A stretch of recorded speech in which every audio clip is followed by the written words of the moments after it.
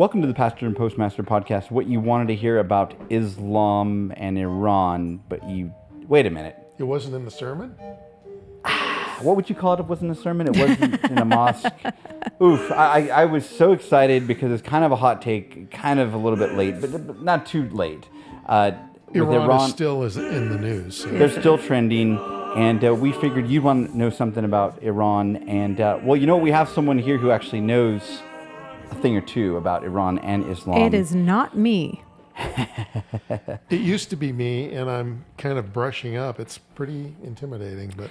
And maybe you give us like a very quick overview of just how you got interested in particularly the country of Iran.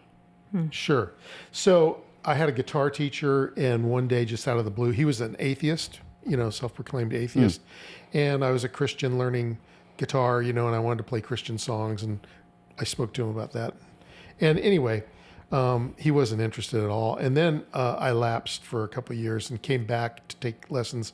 And he said, hey... Yeah, I'm a lapsed guitar player. He said, hey, you'll be happy to know I got religion. And before I could say anything, he says, I'm a Baha'i. And I thought, oh, okay, that's cool. I had a friend, Art, who had told me about the Baha'is in the area. He'd been dialoguing with them. He told me that they were like a syncretistic religion, a few things, but I didn't know anything about it. And I had some time. And so I started looking into the Baha'i faith, and they were plying me with all kinds of books. They have evangelical books just like we do. Wow. Thief in the Night by William Sears, Baha'u'llah and the New Era by S. Oman. So I was reading these books, and I thought, well, this is going to be like any other foray into a different religion or sect. I'll just look up the materials. I'll read various points of view, and I'll get some idea about what this religion is like. And I immediately found that all the sources on the Baha'i faith at that time, around 1984, were highly partisan. There were two groups of Baha'is, and so you couldn't find objective work. It was very hard to find any objective coverage. And as a Christian, going to a Christian bookstore where you see all these different views on different denominations, you wouldn't find those books there. Yeah, you could find books on Baptists or Lutherans or whatever, and you could dig down and get to the bottom of it. But it was almost impossible with the Baha'i faith.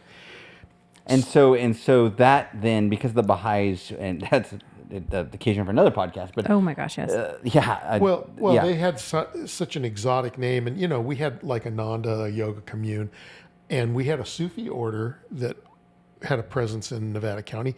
So I thought, okay, they're going to be some kind of Eastern, like New Age thing. Yep. And what I found is they're nothing like that. As a matter of fact, their roots are in Islam, and particularly Shia Islam, which is the state religion of Persia or Iran.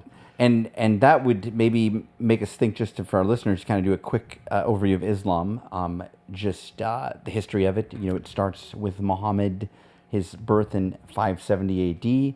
He is from modern-day Saudi Arabia. That'd be correct? Mm-hmm. I know some of those markers are somewhat new, contemporary. He dies in 632, 633, I think. And before that time, you have what's a small group of merchants who have begun to claim there is one God but Allah, and several other tenets we'll discuss. And they're out on the missionary field with the sword. Right. So within Muhammad's generation, they're in Egypt, they're all the way up into Damascus, they're out towards Persia. And so what we're going to talk about today is events that took place immediately upon the death of Muhammad, which affect us to this day.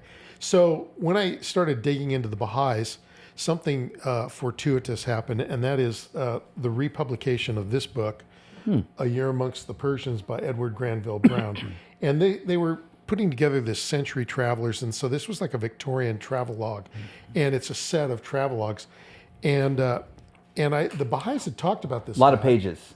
Lots. Gosh, that's beautiful though. Oh, it's a great book. It is beautiful. So I got to know a lot about the Persia, Iran that Shiism came up through, and events that shaped Iran for the 1979 revolution were happening back then. because they were heading towards a Republican sort of revolution, a republic like a republic, not Republican, like a Democrat Republican. For those who are like me, who'd be Were like, they really? What? And so, it was fascinating because what I learned about the Baha'i roots in Islam, and modern Baha'is really, they might know something about that, but they have no idea how much of their faith is very Baha'i, very Shia, very Sufi in nature. But so I found this book, Edward Granville Brown, and he's kind of interesting because they called him Persian Brown because he was so sympathetic to their cause, of breaking away from the imperial powers. He loved Iran, so that after the revolution, there's a street bearing his name that's still in Iran today. If you go on Google Maps, you can find it. It's an alley, actually. And I don't know if his statue still stands, but his statue was reputed to be the only European statue that survived the '79 revolution. Wow. Maybe we could put a photo up of that. And you would have, of course, like in places like China, Japan, you do have statues honoring Europeans. Yes. So that would be, yeah. Right. And like when we were talking earlier, I told you about Edward Granville Brown. And, Yep.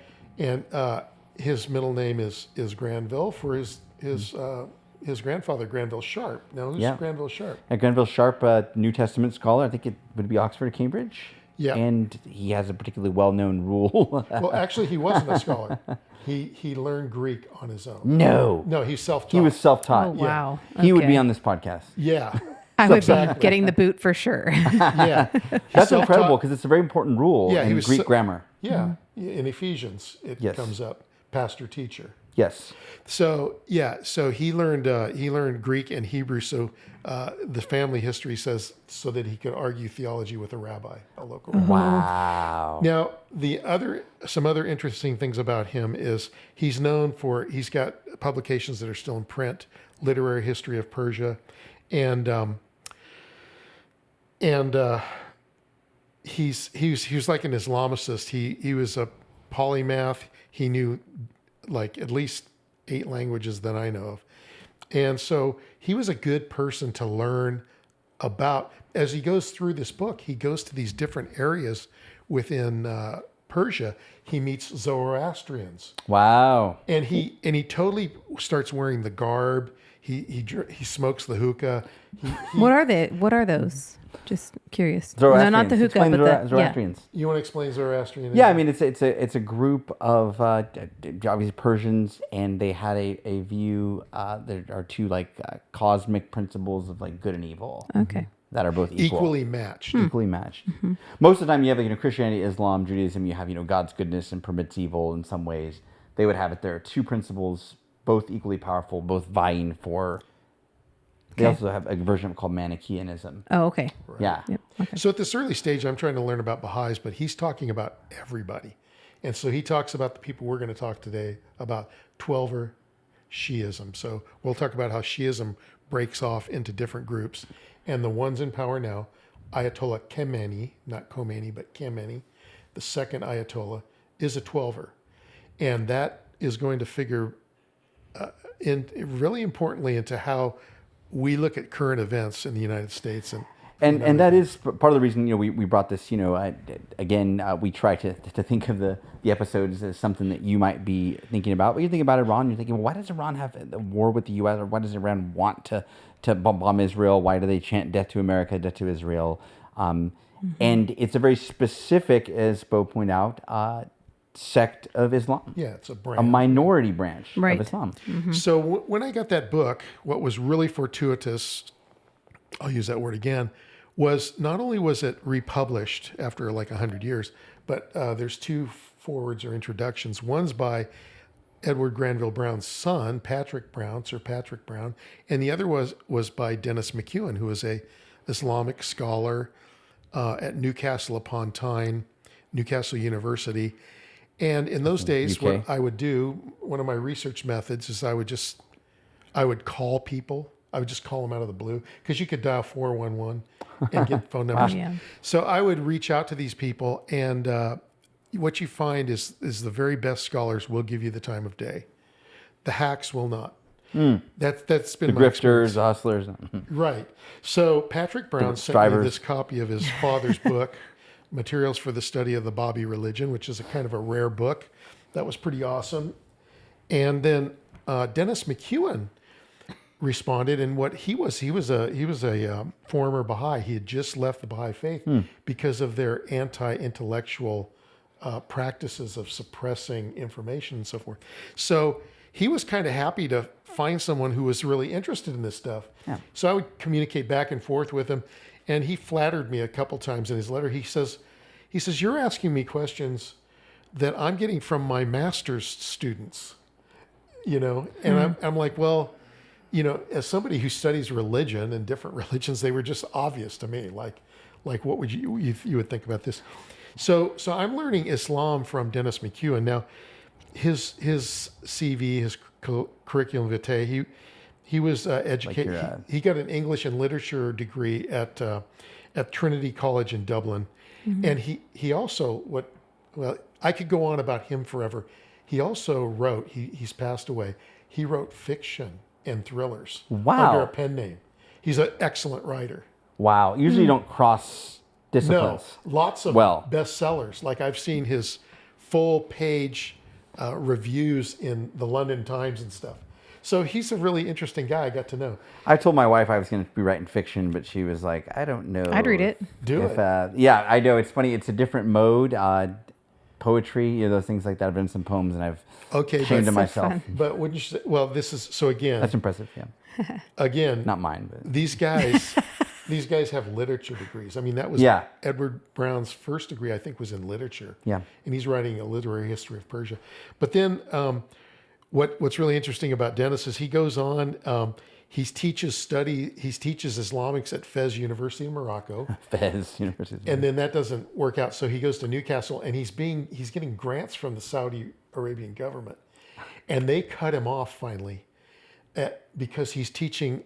They said, you're spending too much time on these heretical sects, which was the Baha'is and the Shia. Wow. The Shia, the Sheikhis, the Babis, these are all related.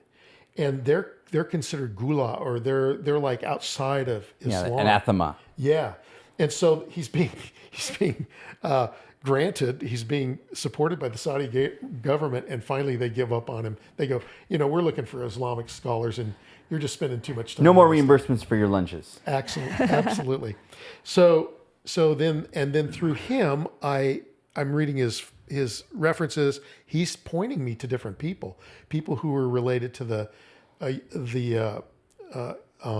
Middle Eastern Studies Center at UCLA, which is still going strong, really well known, and these Baha'i presses that were like publishing academic stuff that the Baha'i hierarchy did not like. So I got caught up in this whole controversy. It was awesome. And it's all changed now. Like it's all out there now. Mm-hmm. The Baha'is can't, like their most holy book wasn't even published. Like as a Baha'i, you couldn't read Baha'u'llah's You were like really before your time. I mean, Baha'is really taken off recently. A lot of movie stars. Yeah. Oh yes. Yeah. What's his name from The Office? Yeah. And I didn't know that. Yeah. Oh yeah. And Dwight. When you listen to him, you go, these guys are uninitiated. They don't. I wondered know. if you thought anything about Maybe that. he'll watch our podcast. Maybe he could. Just send it to him. And then another Rain will watch our thing that happened is I heard about this guy. He was a missionary to Iran for 40 years, William McElwee Miller. And I got his book, and it's very much on the other side of the Baha'i and this divide where you couldn't find sources. So he took up the Azali position. We won't get into that. So the Baha'i said, he doesn't know Jack.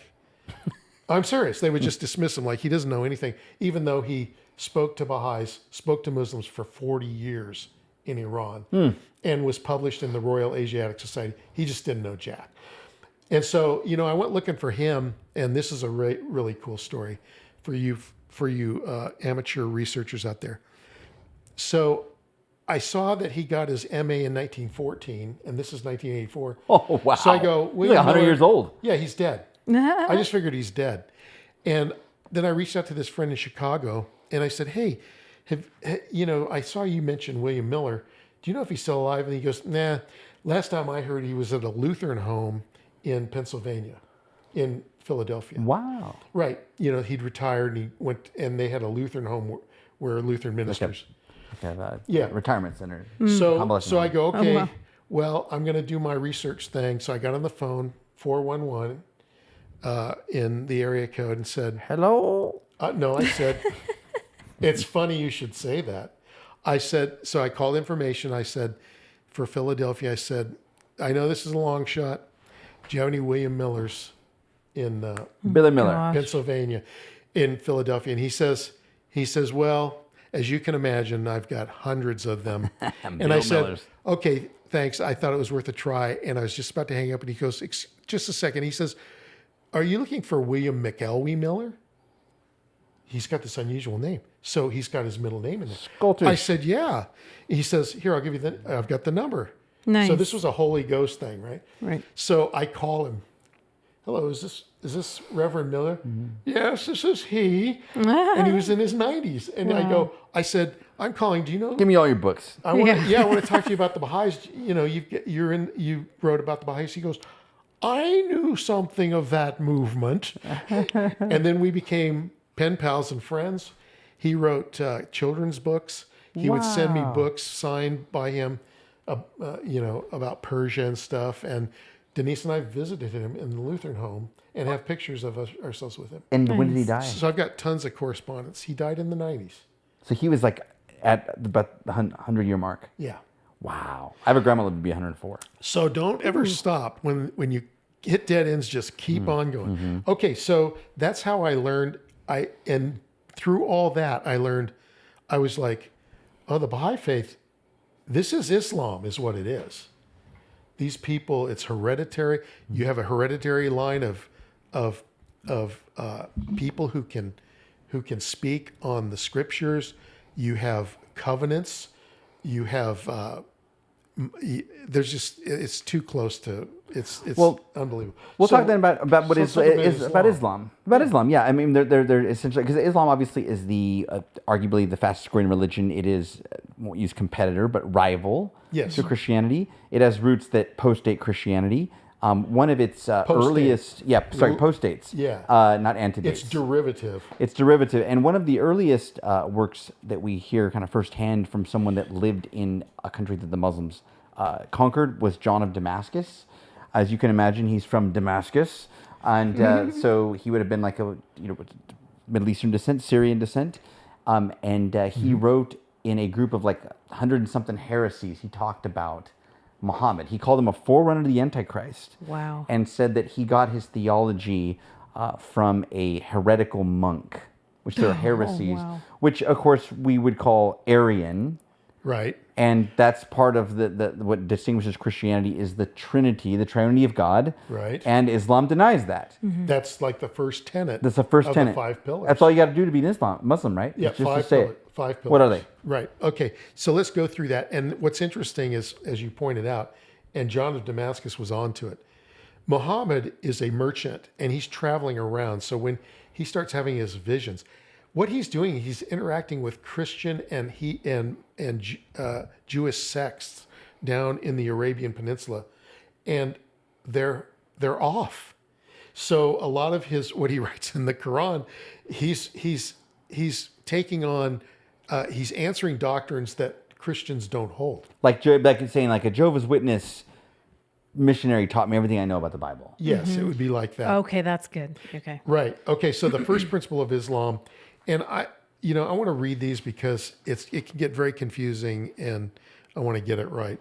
So it's called the Shahada, and it's this belief that Allah is the one true God. There's only one God, that's Allah, and He's one. He's not three, and that's a big deal in the Quran.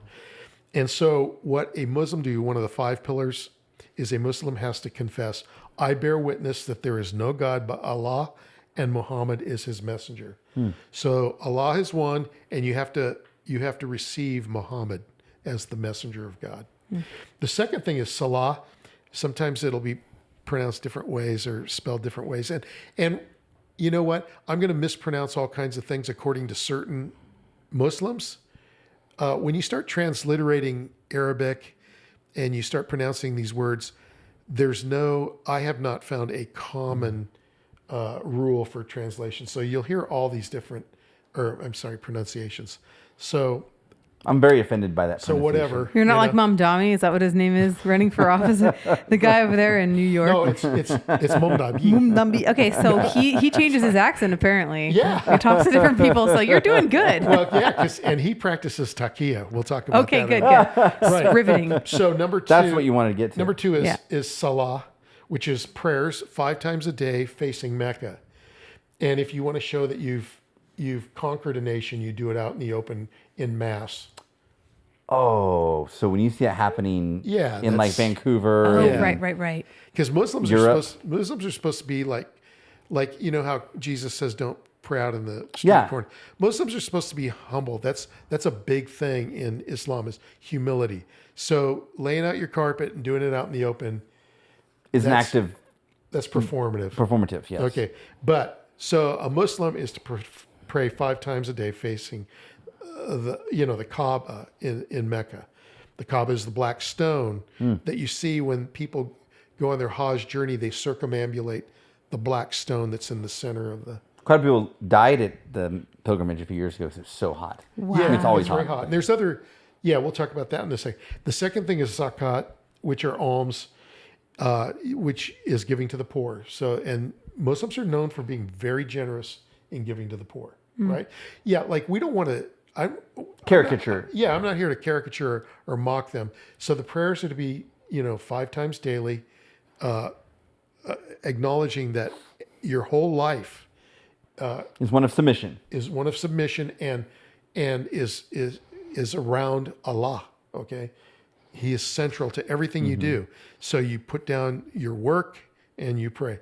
The second thing is zakat, alms, giving to the poor, and it works out to be almost 3% of your income. Oh, only 3%. And then there is Psalm, which is fasting during the month of Ramadan. And so that goes for a month, and it's from sun up to sundown, you fast. And then what happens is everybody just chows down. So again, this is kind of a poke, but Muslims have a hard time. They usually gain weight during Ramadan. Yeah, many of them will gain weight. And if you go online, they'll have tips of how not to gain weight during Ramadan. Okay. So for us is, dealing with, in Galatians and dealing with legalism, you can kind of see how people would do something like that. They're going to follow the letter of the law on Ramadan, keep the fast, and then they're just going to wail at night, like all night. And finally is the Hajj journey to Mecca. Every able-bodied male is required to go to Mecca once in their lifetime to visit the shrine, the Kaaba. And then there's other things that you do, so other rituals like climb the mountain, and so forth. And I'm not a real, authority on that. And isn't it that there's several different holy sites? Jerusalem, I think, is the third most holy? Yeah. Not the most important. Right. And then when you get into Shia Islam, which we're going to talk about in a minute, there are further shrines and holy sites that you visit. So immediately at the death of Muhammad, you have this split beginning, and it's between the Sunnis and the Shia. So what that has to do is, on the Sunni side, the Ummah, or the community, which stretched, like we said, from the Arabian Peninsula, all the way up to Damascus and so forth, they appointed Abu Bakr as the first caliph, leader, or successor to Muhammad. And then on the other side were the partisans of Ali. That's what I've always heard the term, the partisans of Ali. The people who follow Ali. They insisted that the role of the leader of the community would be through a bloodline. It would be a descendant of the Prophet. And so Ali was a blood relative of the Prophet. He was both, he was a cousin to Muhammad, and he was also the Prophet's son-in-law through his marriage to Muhammad's daughter, Fatima. Okay, so And then there was some. If you look into Ali, Ali was he was a big figure in early Islam. He was very loyal to the Prophet. He was always in proximity. He was a heroic warrior and so forth. Okay, so what we're talking about is Shia Islam. And we're going to talk about a particular group of Shia Muslims, the Twelvers, because that's what Ayatollah Khomeini and Ayatollah Khamenei, that's their line of authority, and that's the majority religion in Iran, with little groups of them over in Lebanon and some other places around the world, even on the coast of Saudi Arabia. There's some, but I didn't know that. yeah, there's some here and there. But most Muslims are Sunni in the world. Like at least 80% are Sunni. And then the rest are Shia. And then the Sufis are this mystical sect that seem to, be like the charismatic movement. There we go. I was wondering. And aren't they the ones that do like the spinning? The whirling dervishes. The whirling dervishes. Yeah, whirling Yes. dervishes. And they big send hats. Okay. And they spin. Oh. They send up zikrs to God. They Tongues. have something like Ecstatic speech. ecstatic speech and prayer. And then, and they believe in like this concept of annihilation in God when you die. And there's all these interesting things. And so you have this split affected right off the bat. Now, Ali and Fatima had two sons, Hassan and Hussein. Okay, so Ali is the first imam of the 12 imams. The imam is a divinely appointed leader. In their view, he's divinely appointed, so it goes hereditarily, and he's considered to be the infallible, rightful successor to the Prophet Muhammad.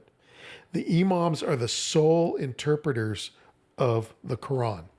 And I brought my copy of the Quran, which there's way better versions now in England, translations. This is mine with my little notes. This is Arbery. And I wanted to bring this to point something out to you who are interested in Islam, who don't read or speak Arabic. When you read in translation... Unlike you. No, like me. When you're reading the Quran in an English translation or any other French or whatever, Muslims will say you're not really reading the Quran. You don't even understand it. So whatever translation you get, you'll get in the ballpark of what the Quran says, and don't worry about the naysayers among the Muslims who say you're not really reading it. And it'd be like if I were like you can never refute a point in my sermon because you don't know Hebrew. That's exactly right. And we are not promoting anyone to go and become a Muslim necessarily. That's not what we're doing. Not necessarily or implicitly or explicitly. No. It's very informative. I'm just telling you, well, because, there's more Muslims around now. And so, and they're saying things. So, when I check it out in the Quran, and they deny, we don't believe this or we don't believe that. So read the Quran in English translation.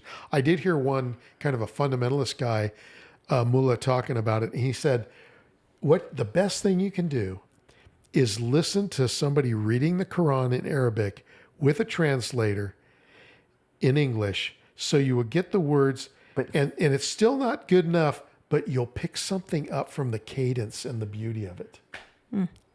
I guess aesthetically it makes sense. I mean, it's like saying you're hearing Greek and Hebrew. When I was taking Greek, we would learn how to pronounce it. You hit it on the head. You could tell people there's no way they can never argue offer correction. Yeah, no critique or anything of your sermons because you know Greek. Wow. And you read the Bible in Greek. Now you can see why the religion has to be. Don't you just love that, Ryan? Okay, so I'm gonna become an imam. back to the 12 imams. They're the sole interpreters of the scripture, okay? And they would say that the Sunnis, they have clergy, jurists, and others that can comment on the Quran and the Hadith, but they're fast and loose with the text because they're not divinely inspired. Okay. So their oldest son, Hassan, he was the second imam. Now, he becomes the second imam because Ali, the first one, was assassinated in 661 while he was praying in a mosque in Kufa. Kufa's in present-day Iraq. Okay. And this is not to confuse you, but just to let you know, when you're talking about, hey, we're sending bunker busters to Iran, and those Ayatollahs, we want to blow them up, and these guys, those Arabs in Iran.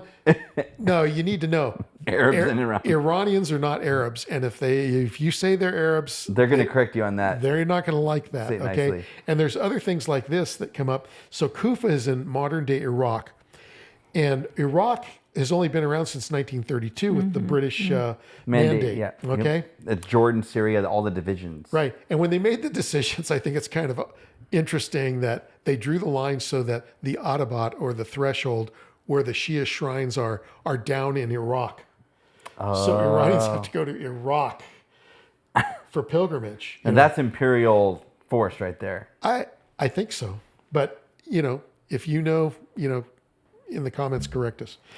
So anyway, If you know Arabic. So Ali is killed there, and his martyrdom is commemorated on Ashura, which is the 10th day of Muharram, and he's kind of like he's the first martyr. So in Shia Islam, you're the underdog, you're the smaller group, you embrace martyrdom. All Muslims are supposed to be ready to be martyred, Sunni, Sufi, and Shia, but for the Shias, it holds a special place because the Imam Ali was martyred right off the bat. Okay.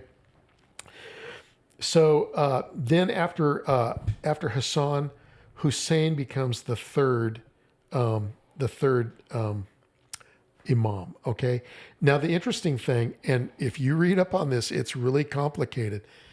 The first three Imams, Ali, Hassan, and Hussein, they sort of recognize the caliphate. They recognize that there's something to the caliphs as leaders of the community, but there's something wrong. They don't see them as fully authorized by God. So there's this weird thing going on. And so finally, the Imam Hussein, he's the third Imam, he gets martyred on the plains of Karbala. Okay. And so that is a huge event. The Imam Hussein becomes the ideal Shia. So then the Twelvers they trace the Imams all the way down, and they trace that bloodline until they reach the Imam Mahdi, the 12th Imam. And this is very important because this brings us up to the modern days, even though this happened, almost 1,000 or, a long time ago. Yeah. Okay. The Imam Mahdi was a boy. His name was Muhammad.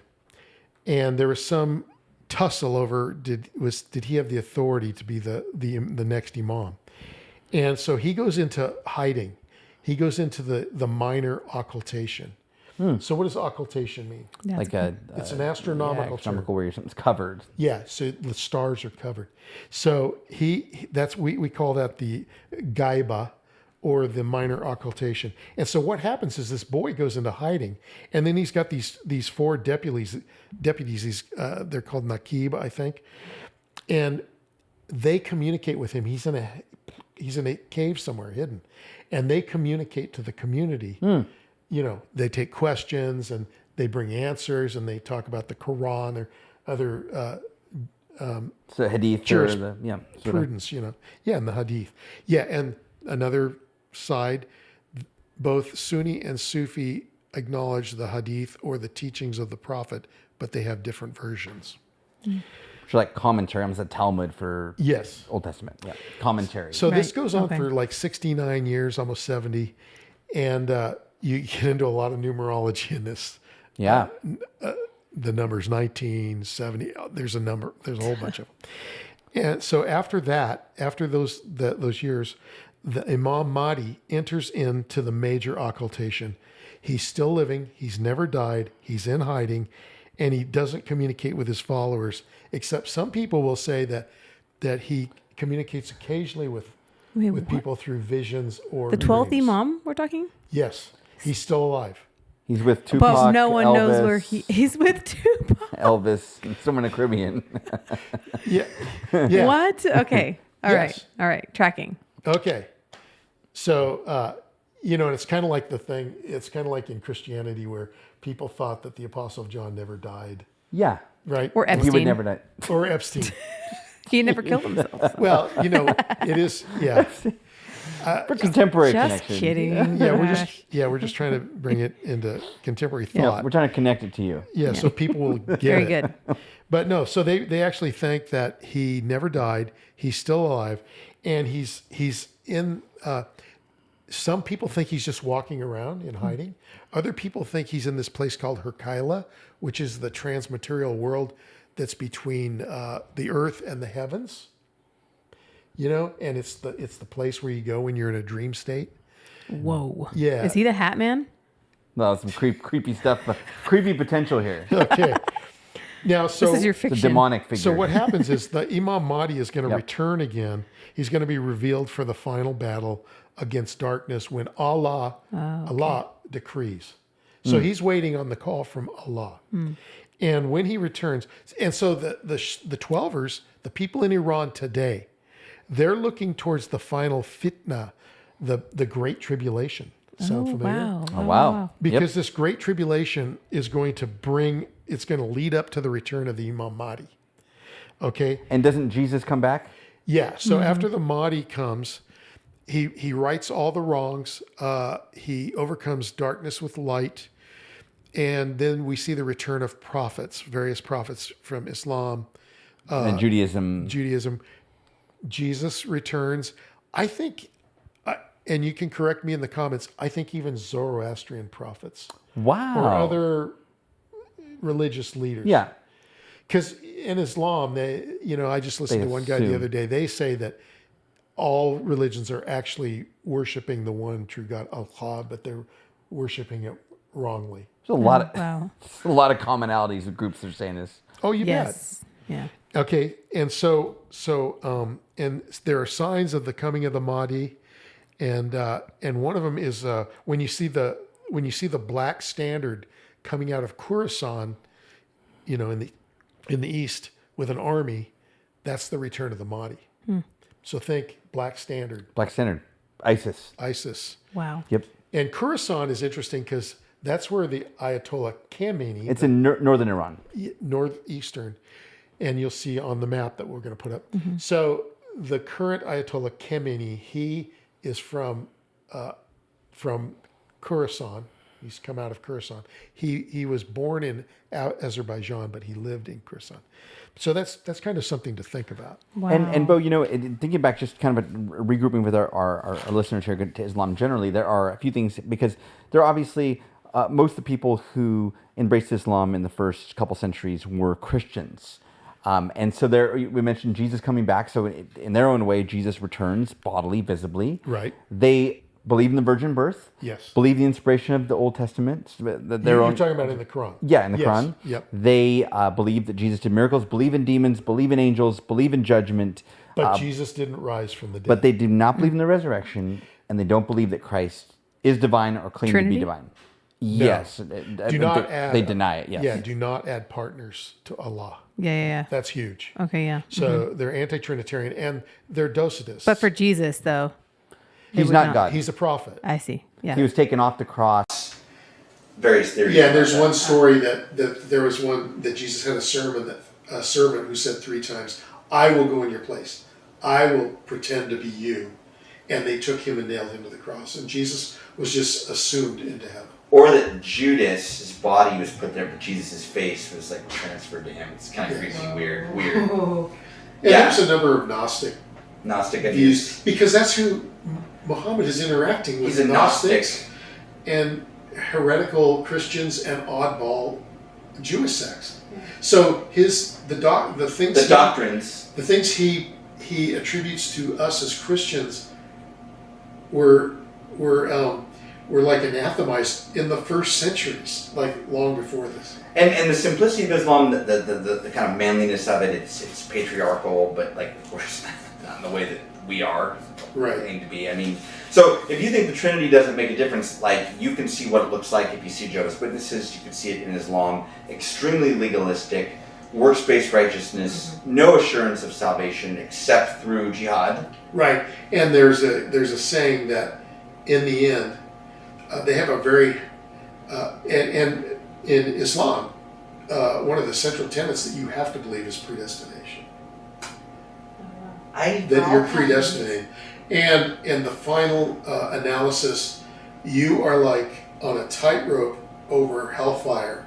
And even if you've upheld the 5 pillars, even if you've upheld the 5 pillars, you've been a good Muslim all your life. God, Allah, by fiat, can flick you off of that into the fires of hell. Which the doctrine of predestination in Christian teaching is not fatalistic in that way. Yeah, this is way more. This is like hard determinism. Arbitrary. Yeah, hard determinism. It's not soft determinism, Yes. which is something we can talk about later. So we'll wind that up now. So that's who the 12ers are. That's who the 12er Shia are in Iran. Now, Iran is a republic, and the Ayatollah Khomeini in 80 actually, became the supreme leader. So it's a theocracy. It's a real theocracy, not the kind the Southern Baptists want to make. It does have representation for the people, and there is a president. The president is mainly administrates. So like in our system, the chief executive, they have a chief executive, we have 3 co-equal branches. Yep. They have an executive in the president who administrates the government, but over him. Was that like Muhammad Ahmadinejad? Remember him back in... Yes. Yes. And I was famous for like 15 minutes on a call-in show because Ahmadinejad sent a very nice letter to President Bush. Do you guys remember that? No. See, No. young people, or Who's even Bush? nobody will remember this. And so it was driving me nuts because all the people on the news are going, hey, he's showing a conciliatory sort of posture towards President Bush. And Ahmadinejad, he sent him this nice letter inviting him to join, and I was like, dude, that's like a heavy duty authority claim. He's telling Bush, basically what he's saying to Bush is, come join the cause.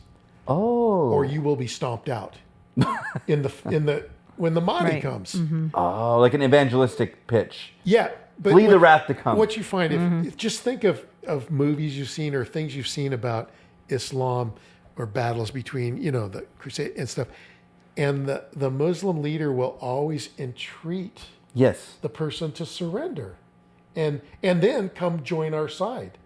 And fight with us. Yes. It's just common. But all the people in our news are like, oh wow, Ahmadinejad's he's like a liberal. Yeah. He's like a new age kind of guy. He's like, It's like, no, he's saying, come join the cause because otherwise you're going to be stomped on. So do you think that's true of Madmani? Well, let's talk about Let's that. talk, yeah. Because here's our hot take on, dropping bunker busters on nuclear facilities. It is so difficult to get your head around what's going on with Iran. And there's 4 reasons that I have. And other people probably know more. First of all, the Shia live in a paradigm of apocalypticism, and end times. They live in this end times... Anticipation. Yeah. Millenarian. Yep. Right? Yep. Right. They're Chiliastic. Yes. The Mahdi's going to come and make everything right. And we're hoping he comes right now, like as soon as possible. At the same time, they embrace martyrdom more than other Muslims even. Oh, okay. That's interesting. Right? So if they somehow provoke the final war, the final battle that brings back the Qaim, the promised one, if they do that, they can't lose.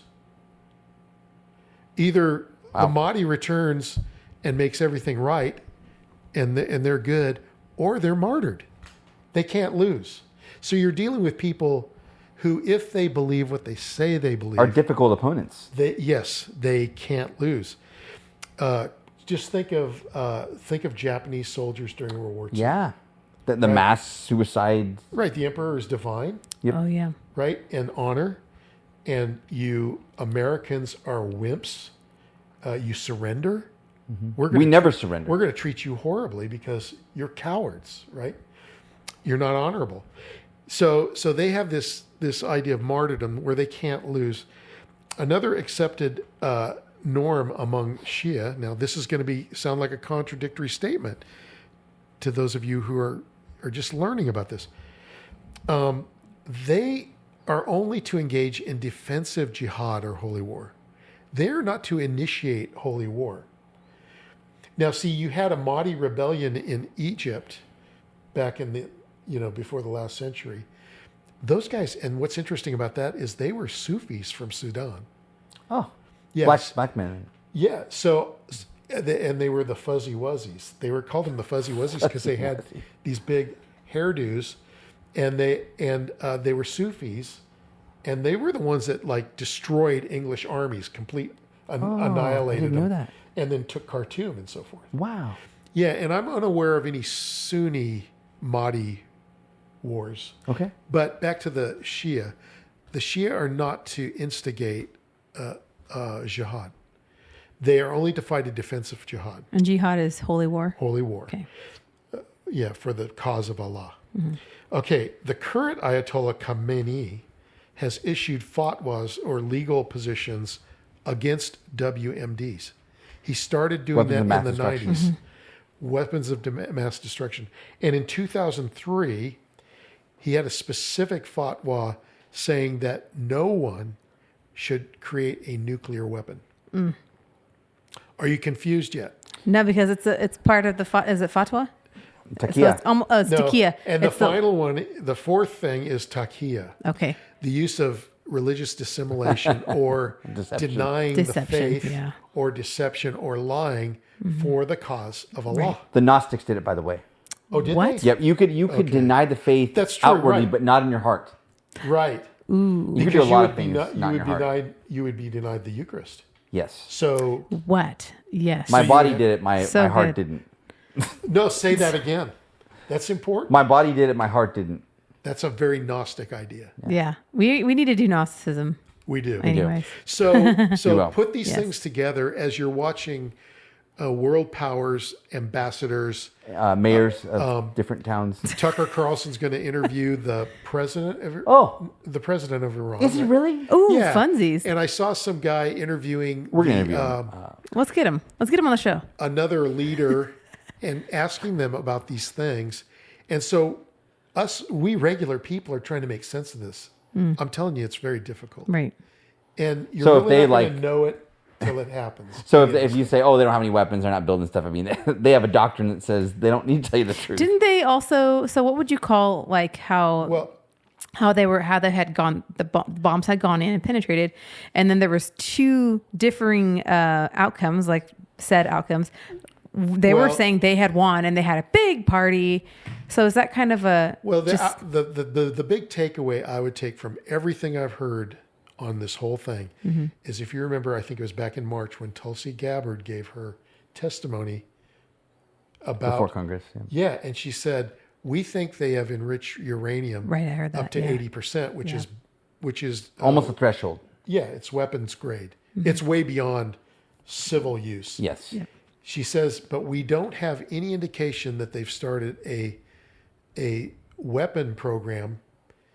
There's been no indication since 2003 or something. Because of defensive doctrines. And the fatwa. So to my mind, so in other words, you're hearing all these conflicting things. I think they're all true. There's They're some all truth to true in all the of them. same way. Yes. Different ways. So like I don't know, but what Tulsi Gabbard, the secretary, said sounds very plausible. On the other hand, we see Iran's proxies, going after people all over the place. In their minds, I think that they can justify that as defensive holy war Wow. because they're putting the colonizers out. The colonizers It's like us. they're shooting at colonizers, and Israel is a colonizer. oh, See? and then and all the ships that they're targeting The Houthis. the Houthis, they're the colonials, right? So All of it makes sense in their mind. yes, so I'm not trying to argue their case. I'm just saying, friends, we'll never know until it's over. It's amen. I mean, it's just not gonna. We're gonna keep getting these contradictory things going on. But that was very informative, though. Well, I mean, I if you take understand all now. the evidence. The evidence goes in the way it goes towards. They're not making weapons. They're creating. They're Preparing enriching to fight. uranium as a bargaining chip, or they're lying. Yeah. So I don't know. Yikes. And if they're lying, they're being true to Takia. So it's They're win-win. practicing takia. Well, the big question we And don't know, that's of course. why that's why there's such a hard a hard nut to crack in this whole thing. That's why they have the Sunnis around them just upset and crazy. The Sunnis do not like them having a bomb. They don't want them to have a bomb. Yeah. And what we don't know either is what's the state of many people in Iran that don't know all the stuff that's going on politically, and so we hear there are lots of believers there, as you said, ethnically. I used to communicate with believers.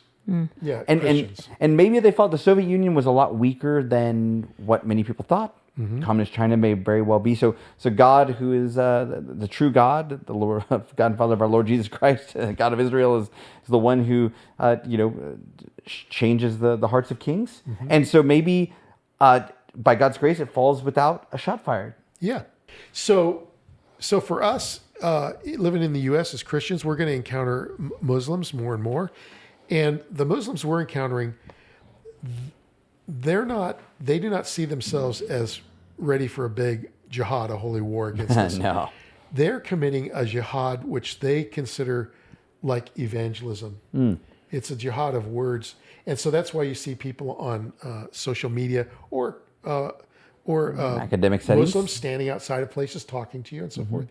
And so my question is then, when Christianity comes into conflict with Islam here in the U.S., it's mostly on that level. So how do we differ? Yeah, I mean, I think, again, like Let's we mentioned... start with Allah. Allah is one. Yeah. What do we believe? And I mean, this actually gets back to like exegesis. What's our first principle? Yeah, our principle is that obviously that God is triune, and the oneness of God in Deuteronomy, the Shema, really... Jesus is Lord. Jesus is Lord. All the things that are attributed to Yahweh are also attributed to the Lord Jesus Christ. Right. And the Holy Spirit's active, and also the third person of that triune God. So in apologetics, you're going to want to brush up on that. Yes, you are. If you have a Muslim in your... Yeah. And because they agree with reading the New Testament, you actually have some kind of rapport. They'll want to talk about religion with you. They will. Early on, you shouldn't wait. Right. You bet. Talk about it. So like the guy at the phone company, his last name was Shirazi. If there's an I at the end of the name, sometimes that means that's the possessive. city they came from, Shiraz. So I said, "Oh, dude, you're from Shiraz?" He goes, "Well, I'm actually Afghani." And I said, "What's with the name?" He goes, "Well, my family came from Shiraz." And I said, "Oh," and he brightens up because now I'm talking about him. Right. And I said, "Oh," It's so personal. I said, "Are you religious or are you secular?" He goes, "I'm religious." And I said, "Do you speak Farsi?" He goes, "No, I speak, I think Urdu." Urdu, yeah. Over in That's the other Afghanistan. language I speak. Yeah. I said, "Yeah," because I always wanted to learn Farsi. I thought you were a Farsi speaker. I thought we could get together for coffee. Well, I don't want to talk to you anymore. And then. he said, "I'd love to get together sometime." Awesome. He's down to Roseville's. So for me, that's how it works. You and, show and, interest. And the book this is the kind of book that's been out for 8 years now, longer than that actually. Nabil Qureshi's book, was not a Shia, but he talks a lot about how in order to know what a Muslim believes, you got to actually ask them the questions. Yep. So even what we're talking about here, What kind of Muslim are you? what Muslim are you? And America does make them quite liberal. And not necessarily the ways that we would think are good. There's obviously not the violent element, but there's so much of Islam that's bound to culture that when it's outside that, it's hard to sustain. And so Qureshi does mention how the big thing that he sees as missing is that the hospitality that so many cultural, both Arabs, Persians, are known for is often missing in America. And if you're willing to actually be their friend... Hospitality is night and day from Just like in our the Old culture Testament. to theirs. As a matter of fact, if you've seen in movies about the war in Iraq and stuff, the Americans will bust into a house And they'll get... and the people will feed them. And as soon as they go out the door, the family alerts the militia guys. American sniper. And then they go at it. Because when you're under their roof, you are their guest. Peace. Yes. Don't they separate the women from the men? Most do, but Yeah. but I've been looking at a lot of Islamic history lately, and you've got Turkey, the Ottoman Empire, and it is so complex. Guess it depends. Yeah. And rich. Cool. And that's why I loved this study so much when I got into it. It was like going to another planet without leaving my desk. That was very, very informative, Bo. I'm really appreciative of all your knowledge. And I hope you've enjoyed visiting this planet today of 50 minutes or 60 minutes. So we will, I'm sure, cover this again. And like a lot of these podcasts, if you'd like us to cover something, let us know, offer comments. Absolutely. And if we got anything wrong, point it out in the comments. Yep. We'll cover it the next Then time. we'll ask you if Yes. you speak Arabic. Yeah. Just kidding. God bless. God bless. Thank you. Yeah. See you later. Bye. Bye. Punch that like button. Oh, yeah. Do that. Bye, guys.